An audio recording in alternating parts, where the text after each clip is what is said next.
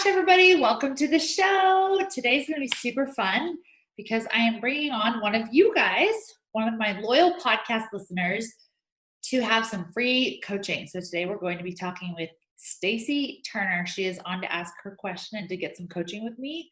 We are going to dive right in. But first, I wanted to read a review of the week. We have a review from Amanda McVicker, and she says, so authentic. Listened to the Bits of Brie episode and loved the authenticity and rawness that was shared. Can't wait to listen to more episodes and learn more. Oh my gosh. Thank you so much for that awesome review. I love Brianna Kay. Bits of Brie. She's amazing. And it was such an amazing time having her on this show. So if you've not heard that episode, you can be sure to go check it out.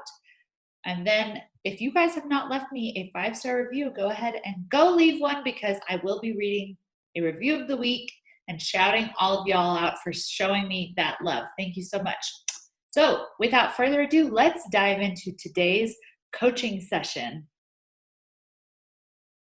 All right. Welcome, Stacey, to the show. I'm so glad you're here. Thank you. I'm so excited and so grateful for the opportunity. Okay, so tell everybody a little bit about you, because they don't know who you are or where you live or what you do. So go ahead and tell us. Absolutely. I am a physical therapist by day. I'm a boy mom of 2 little boys and a wife of another physical therapist. And we met in school. We've been married 11 years and our boys are 7 and 4. And I also a Beachbody coach of 2 years, almost my coach anniversary. So, yay! Yeah. So I work full time, and I've fallen in love with coaching, and I love my physical therapy career, and I'm just working my butt off to try to make them both work. And I love connecting with other women and pouring into the coaching community as well as my patients. And I'm just trying to do it all. Sounds like it. Yes, you sound busy. Tell me, is your husband supportive of your network marketing business? Yes and no. He supports my dreams, but when it comes to the actual time and the hustle, I'd say, he wants to make sure that I'm not missing out on living life at the same time. So he supports it, and he's actually he booked books before, so he knows kind of the selling idea. Yes. What it takes. But I think at times, especially when I'm frustrated, he is like, is it worth it? When I have a great career that supports us. So are you wanting to quit your physical therapy job? I do not. Okay. And that's been actually, to be honest, really challenging to really nail down my why. So don't want to, this is going to sound terrible. I love my kids, but I don't want to be a stay-at-home mom, and God bless all of you stay-at-home mothers. That is the hardest job on the planet, but I would love a little bit more freedom, I think, and flexibility. And I really would love to grow a team and just help other women find their power through this business. Okay, so what is your goal with your business right now? So my goal is actually, I would love to replace half of my physical therapy income. Okay. And that would give me that freedom. How much is that? How much a month? $40,000 a year. $40,000 a year. Let's do the math. Really so that would be. I like to know monthly numbers. I'm not very good at math. Divided by 12. So about $3,300 ish. Mm-hmm. So you want that much in Beachbody income or half of that? I would love 40 in Beachbody income. Okay, awesome. And what are you making currently? 500 if I'm lucky. 500 a month? Yeah. Yeah, that's fine. That's awesome. Yeah. Thank you. Okay, so what do you think is your biggest hang up? Honestly, my fear, I think, is my biggest hang up. I think when I have a great upline and a great coach, and she's really been great at coaching me on the basics, I would say. But I think just digging into how I connect with my community and how I connect with my people. I'm a people pleaser and a problem solver being a physical therapist. So I love what really drew me to you, honestly, Joy, is that the one post where you said, what's your problem and how are you going to solve the problem within the problem? And I love that. But I think fear and the time factor is huge for me. What are you afraid of specifically? What people will think, if I'm being just raw and honest. I think what people will think if I have success in a multi-level marketing company, what my coworkers in my physical therapy job will think if I have success in that. Okay. Are you someone that's always struggled with being afraid of what other people will think if you have success? Yeah, I think. And I think, I don't always stop to enjoy the success either. If I hit a goal or I reach something, I don't enjoy it. I just say, well, okay, what's next? What's next? What's next? That level of contentment, I think, is where I'm really striving, joy and contentment, and really reaching for that as well. How old were you when you first did something to make somebody else happy? Ooh, I was probably 3 years old, maybe 4. If I can remember. I remember I was a gymnast growing up, so my whole existence was kind of based on pleasing my coaches and based on pleasing my parents, really. Mm-hmm. All right, can you think of a specific memory where you didn't necessarily want to do something, but you did it because you were going to hear like, oh, good job? Oh yeah, my father, I think every Saturday I would have him write out times tables for me, and it was Saturday. I was supposed to be a kid and playing, and I would just thrive on him being like writing out these times tables on this yellow paper and saying, good job, you did great. I'd thrive on his feedback. I'd say I was maybe in the 3rd, 4th grade that I really, really actively remember. So probably like 8 years old? Mm-hmm. Yeah. So if you're willing, I'd love to walk you through a quick exercise right now. I'm open and willing for anything. I'm excited. Awesome. Yeah. I want you to just close your eyes and picture that little 8-year-old you. Okay. And how desperate she is to hear somebody tell her that she has worth, that she has value, that she won't even play outside on Saturday because she needs somebody else to tell her that she's important. What does she need to hear from you right now? What would you say to her if she was your daughter? Go play outside. Go be joyful. Sorry, you're gonna make me cry. Go have fun. Go be you. Go be free. Go smell the fresh air and feel the breeze. But what even more so than that does she need to hear so that she can do that? You're free. You're free to be you, I think. I don't need you to do this to feel love, I think. I don't need you to get all your times tables correct to be loved. I want you to be happy. I want you to be free and joyful. So yeah, so you could tell her you are loved. You are enough. You aren't what you do, right? Yeah. So I have you talking to this little girl inside of you because I've talked about passengers on the bus. I don't know if you've heard that before, but we all have these versions inside of us that experienced things. And when we experience these things, they marked us. And when that happens, it imprints a certain belief on us. And so you grew up thinking, I have to do in order to get love. I have to do these things. I have to show up and perform to hear that I'm enough, to hear that I'm loved, to hear that I'm good enough. And so as long as you have that belief and you aren't talking to that little girl inside of you, because it not only freezes that belief inside of us, it freezes that age of us inside of us. You think that you, the adult, are driving your bus down the road and making all these decisions yourself. And in reality, you've got a bus full of people that are riding with you, and they're all previous versions of you that are like, no, because we actually think something else.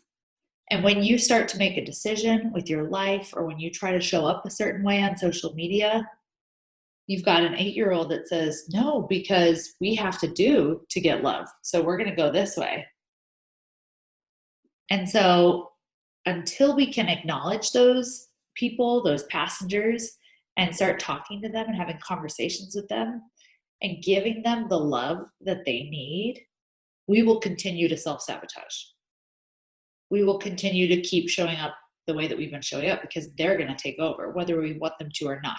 And this is why when I coach people, yes, we do a lot of strategy, but I help people start identifying the passengers on their bus. I help people start talking to them. I help people start figuring out, when did you take on this limiting belief and why? And how can we start to actually reframe this belief? Because until we do, it doesn't matter what strategy I give you, you're still going to show up the same. And so what I hear you saying is that you so desperately want to be your own person, follow your own voice, but you've got this little girl inside of you who's so scared of losing love when she does that. Right? Yeah, you're absolutely right. Yeah.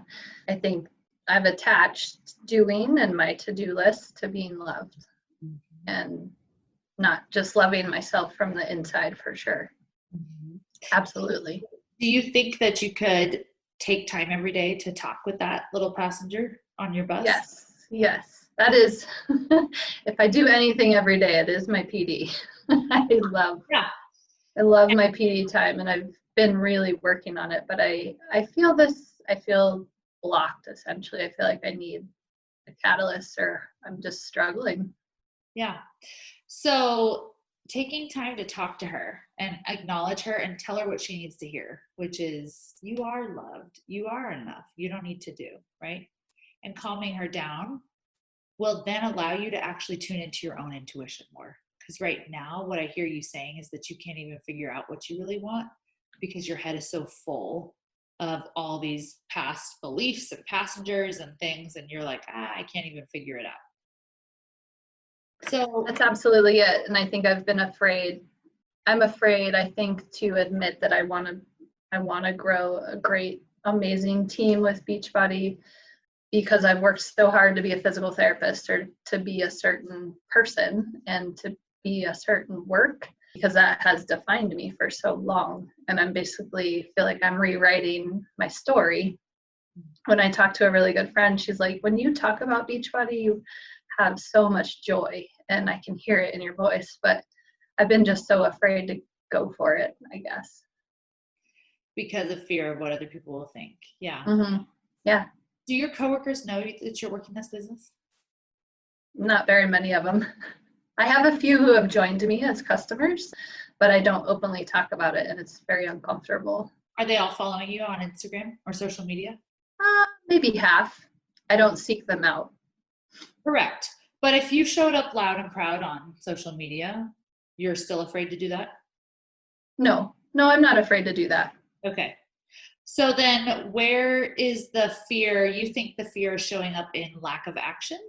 Lack of action for me. Mm-hmm. Like, what is the fear actually holding you back from? I think from accepting the joy, or really presenting myself in a certain way, because I have written my story. I'm on the last chapter of my story, per se, and I want to finish that book and give it to the editor. But at this point, to recreate myself, or to really pursue my passion or my joy that I feel in Beachbody, would feel like writing a whole new book, if that makes sense. And do you want to write a whole new book? Yes. Okay. Yes. So where do you need to give yourself permission to change your story? I think showing who I truly am to the people around me. I've been a certain person or a certain way for so long. And again, I don't talk about Beachbody or coaching, or, I did the 3-day refresh, and I talked a little bit about that because people were like, what are you eating? What are you doing? And it was very uncomfortable, but I believe in it and I loved it, and I felt great doing it. So there's this internal conflict, I guess. I don't feel like I answered your question because I don't know how, but I'm curious. When you decided to become a physical therapist, is that really what you wanted to do? No. Aha, that's what I was saying. That's what I was getting at. Where do you need to give yourself permission to actually do what you want to do? Who in your life needs to hear this besides your coworkers? Oh, my husband for sure. My father. He knows I coach, but I always downplay it a ton. Oh, it's just this little something that I do on the side. And, it's not, yeah, my father. Is that the same passenger on your bus coming up? That 8 Oh, years? yeah. Oh, She's yeah. strong. That is, I never made that connection. Thank you. Mm-hmm. What would it look like to have a conversation with him? My father is wonderful, and I think it would go wonderful. It would go great. It's more myself, I think, my self-limiting beliefs that are holding me back from that. I think if I'm talking about my father, he's had these grand expectations of being an academic and always following certain degrees and achieving in the world of academia. And I don't think it would make sense to him, but I do know that if I was happy and that I presented it to him in a way that I was excited and, again, joyful, I think he would fully support me. Do you think you could be vulnerable enough to tell him that you were nervous to talk with him? Yes. Yeah. So originally, you asked, did I want to be a PT? So I went to my undergraduate with the intention of becoming a physician or a doctor. And I so clearly, viscerally remember him being in town to visit me in Oregon and me getting all worked up for this lunch conversation, telling him that I didn't want to be a doctor anymore and that I was just going to be a physical therapist, and that I was potentially letting him down, but that was never the outcome. He said, that's great. I think that's great. So it's the story, like you're talking about, that I have in my head about disappointing him. And so it almost sounds like you need to journal out, like, who are you without this story? Okay. Not just the story of disappointing him, but who are you without the story of being a physical therapist? Like, who are you? I know, but I hear you saying that, like, most of your I love it. And your results right now are because of doing what other people wanted you to do. Mm-hmm. And you've never allowed yourself to ask yourself what you want to do. Like, you've never even gotten to that place. So yes. I'd be interested to hear when you journal out those couple of things. So you should let me know after this. Okay. I would love to hear. And then we could go real deep with all of this stuff, but I'm going to pivot us a little bit, and I'm going to look at your Instagram right now. When you think about the problem within the problem, like I talked about the other day, so health and wellness, fitness is an industry, but what's your niche? And that's the problem within the problem. Who do you see you wanting to help? What hole is there that you would like to fill within Beachbody? I think empowering women to feel their power, which I don't have probably, is why I want that. I feel like Beachbody has given me that gift to explore that. I definitely haven't reached the end of that journey, obviously, but I've been given a community and a support network and an inspiration within the company to, I think, really find my power and find my joy. Find your power in what? Tell me more what that practically means. Find your power. Yeah, what have you been missing your power in? I think speaking your mind, loving yourself, staying true to what you say you're going to do, showing up for yourself and just yourself. I think I show up for everybody else and I'm always the last person on the list. So whether that's working out or reading your PD for 10 minutes in the morning, creating routine and creating habit. As a mother, I think you're always sacrificing, you're always putting yourself on the back burner. So that's what I envision. When I think of power, I think about that fire or that light inside of you that all women carry or all women hold. And I think we're so trained, I guess, to sell out ourselves to everybody else before our own selves. So that's the power that I think that I see within me that I want to help other women see. but I know I haven't fully gained that. That's fine. You don't have to be an expert, right, to help somebody else. Tell me who you were before Beachbody. Tell me what the lack of power showed up as in your life. I would say self-confidence. I definitely have a lot more self-confidence. I have a lot more independence. But what did those things, not having those things, do for you before? That you didn't like necessarily. Do you know what I'm saying? Yeah, I think I have gained other roles and responsibilities within my physical therapy job because I fully, firmly believe because I have gained confidence to ask for what I need, because I have the courage to say, you know what, this is what I think this needs, and I think that I can provide that to you. So kind of a creativity. Why was that a problem before in your job? I think I would just sat back and was another worker per se. There's 150 of us doing work. I think Beachbody helped me think outside of the box of what is just an everyday job compared to what creativity could bring, or seeing a problem or seeing a hole and creating new content for that. So it sounds to me like you blended in before. Yes. But what made you unhappy about blending in? I'm definitely a high functioning overachiever. I want to be recognized. I want to succeed. I want to stand out. I want to. Okay, so you weren't getting the recognition that you. Recognition, yeah. Okay, so you felt lost in the crowd, like you weren't seen, all of that? Mm-hmm. Okay.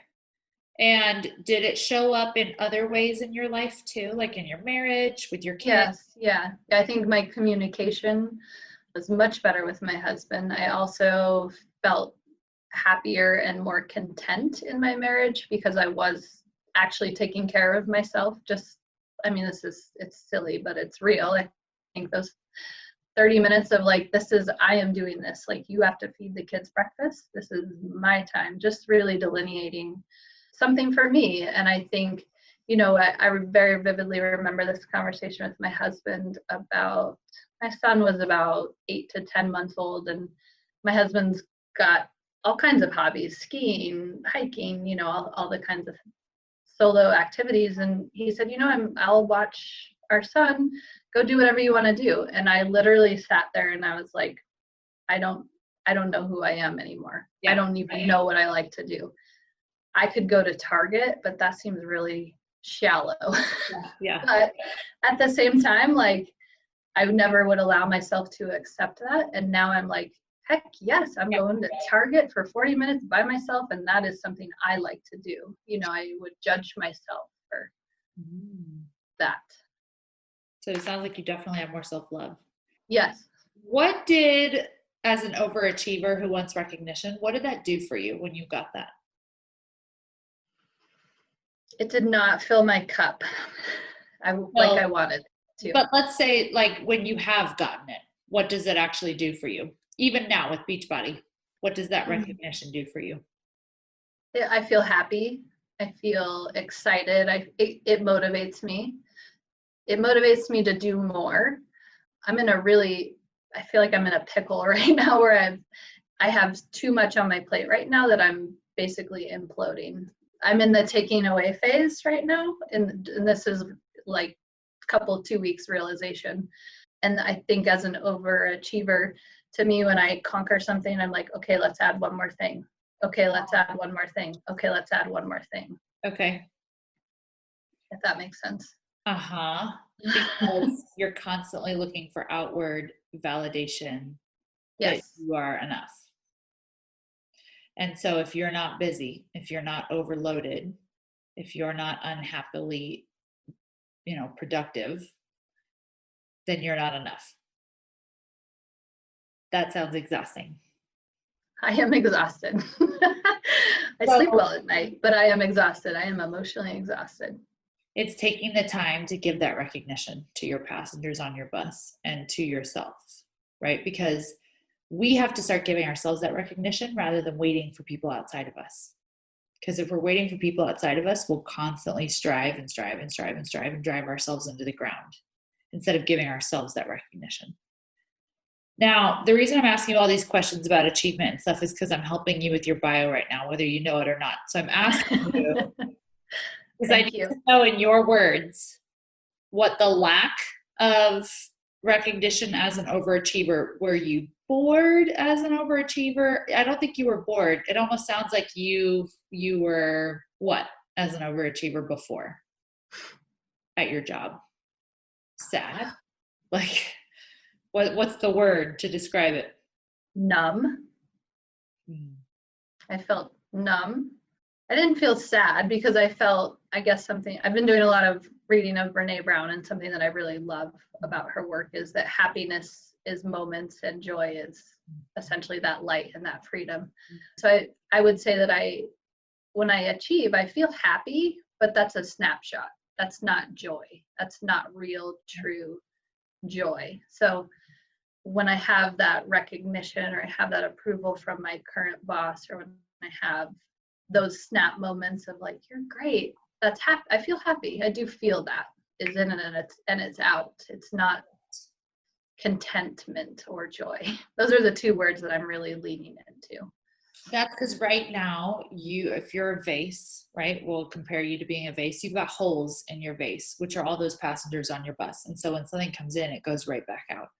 And so doing that inner work to start connecting with them and healing them and giving them the recognition is going to start healing those holes in your vase. And also you'll notice that you can give it to yourself and you don't even need it anymore from other people.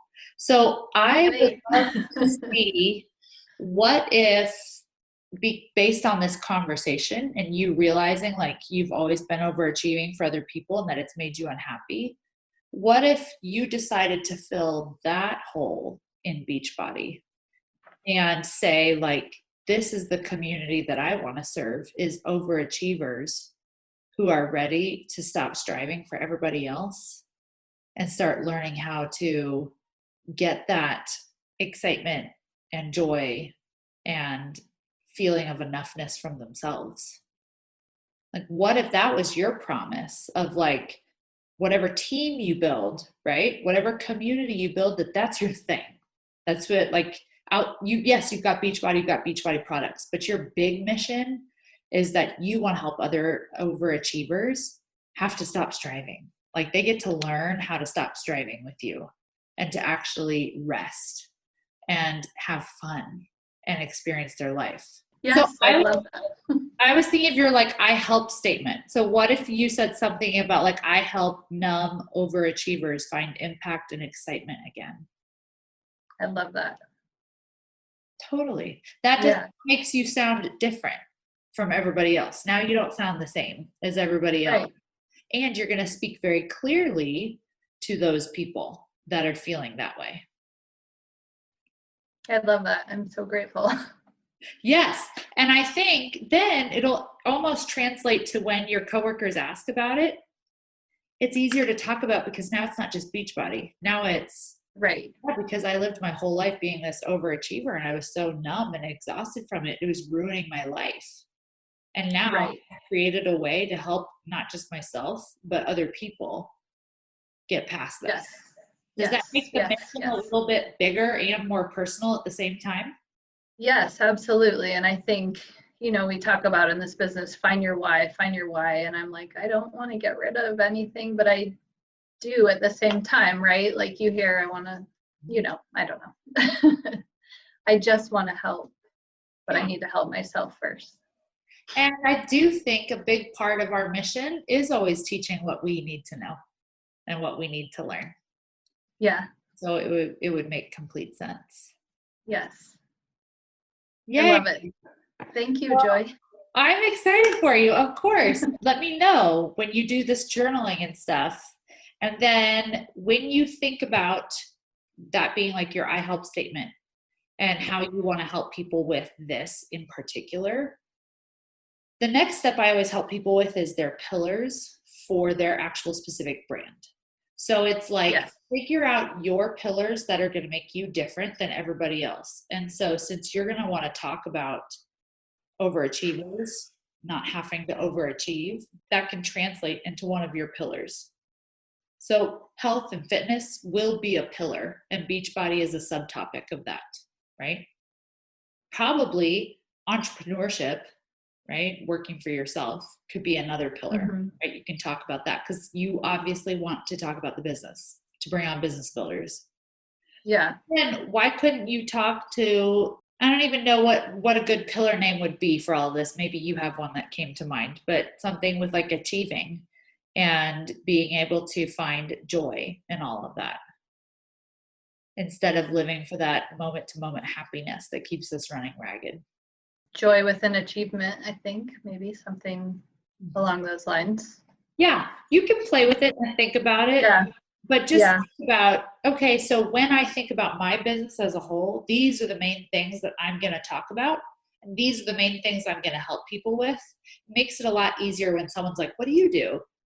Now you know, Right. oh, I help people do this. And this is the framework, basically, of what I help people with. It also makes it really easy for content on Instagram because now you know. Yes. Talk about subtopics with health and fitness. Talk about subtopics with entrepreneurship. Talk about subtopics with being burnt out from constantly living your whole life to achieve. Yes. Right? I love that. Yeah. Yeah. When someone's like, oh, what are you doing? I'm like, I don't want to come across like I'm trying to sell this to you, so I'm not going to talk about it. If that makes sense. So I don't talk about it, right? But if I'm like, I do this thing and it makes me feel amazing for XYZ and it fills my cup, and I would need a lot of practice, obviously. That's where you can always throw in your I help statement, which is why you crafted it. You're like, well, I help people who are really tired of constantly living their whole life to overachieve and running themselves ragged, find excitement and impact again and stop having to live that way. Yeah. That's people are going to be like, whoa, what do you do? Like crazy lady. No, they'll think that's awesome. They'll think that's amazing because who responds like that? Right. I love that. That's great. Well, thank you for coming on to the show and for asking a question. I'm glad that we got to figure out your bio a little bit and dig into some of those fears that are there. Yes, thank you. It was the best half hour of my day. Oh, yay. All right. Follow thank you. And tell me how you do with these things. I will. All right. All right. Thanks, Joy.